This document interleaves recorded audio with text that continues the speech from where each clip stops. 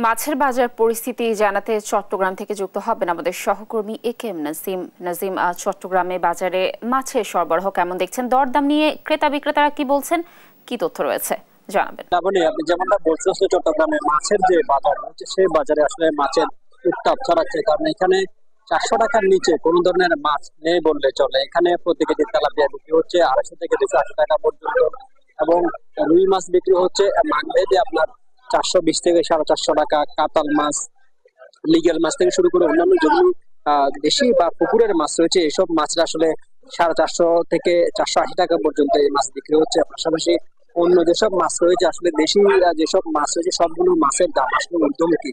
কারণ এখানকার যারা ব্যবসায়ী রয়েছেন তারা বলছেন যে আসলে মাছের সরবরাহ কম থাকা এবং এই সময় বা সাম্প্রতিক সময়ে মাছ চাষ হচ্ছে, কিন্তু আগে যেভাবে পাওয়া যেত সেটি পাওয়া না যায়। মাছ চাষ হওয়ার কারণে এবং মাছের যে সামুদ্রিক খাবারগুলো রয়েছে চাষ করার ক্ষেত্রে সেগুলোর দাম বৃদ্ধির কারণে আসলে মাছের দাম বাড়ছে।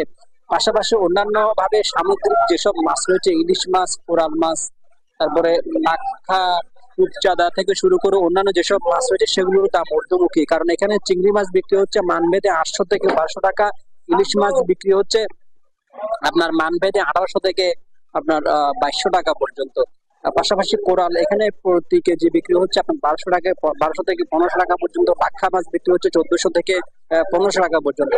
অন্যান্য যেসব মাছ রয়েছে সবগুলো মাছের দাম ঊর্ধ্বমুখী। কারণ এই বাজারে যেসব মাছ পাওয়া যায় যেগুলো খুব ফ্রেশ এবং ভালো মানের মাছ পাওয়া যাওয়ার কারণে মূলত এই বাজারে একটু দাম বেশি বলে এখানকার ব্যবসায়ীরা বলছেন। কারণ তারা বলছেন যে এখানে টাটকা এবং খুব ভালো মানের মাছ পাওয়া যায়, সেই জন্য এই বাজারে মাছের দাম বেশি। কারণ হচ্ছে যে এখানে দেশি যত ধরনের মাছ রয়েছে, শিং, কই, মাগুর থেকে শুরু করে যত ধরনের দেশি মাছ রয়েছে সবগুলো দেশি মাছ এখানে পাওয়া যায়, সেজন্য এই বাজারে মাছের দাম বেশি। আর যারা ভোক্তারা রয়েছেন বা ক্রেতা সাধারণ রয়েছেন তারা বলছেন আসলে মাছের দাম বৃদ্ধি হওয়ার কারণে আসলে তাদের মাঝে নাভিশ্বাস তৈরি হয়েছে। কারণ যারা ভোক্তারা রয়েছেন তাদের যে মাছের দাম বৃদ্ধি, আসলে আগে যে পাঙ্গাস মাছ পাওয়া যেত 100 থেকে 150 টাকা, সে পাঙ্গাস মাছ এখন 200 থেকে 250 টাকা, মানতে 300 টাকা পর্যন্ত বিক্রি হচ্ছে।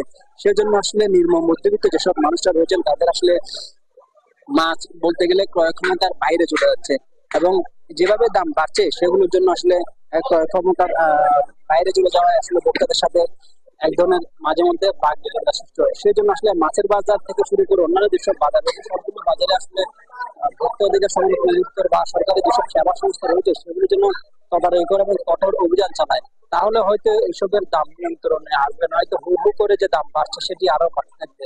এই দাম বাড়ার কারণে সাধারণ ভোক্তাদের কাজে একরকম অস্বস্তি থেকে শুরু করে নাভিশ্বাস তৈরি হয়েছে। এই ছিল মাছের বাজার থেকে আমার কাছে থাকা। ধন্যবাদ নাজিম আমাদের সাথে যুক্ত থাকার জন্য। দর্শক, চট্টগ্রামের মাছের বাজারের দাম দর জানাচ্ছিলেন আমাদের সহকর্মী নাজিম।